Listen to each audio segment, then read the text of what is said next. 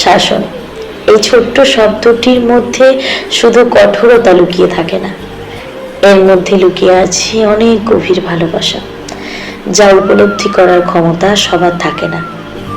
একটা কথা প্রায় শুনে এসেছি, শাসন করে যে সোহাগ করে সে। কিছু শাসনের মধ্যে এতটাই ভালোবাসা থাকে, দেখবেন কখনো কখনো আপনি প্রিয় মানুষটার চোখে আরো প্রিয় হয়ে উঠেছেন। কখনো কখনো দেখবেন আমরা নিজের কাছের মানুষদেরকে একটা নির্দিষ্ট টাইম বেঁধে দিই, যেমন রাত 11টার আগে বাড়ি ফিরতেই হবে, এই শার্টটা আজকে পরতে হবে, আজ ওখানে যাবে না, ইত্যাদি।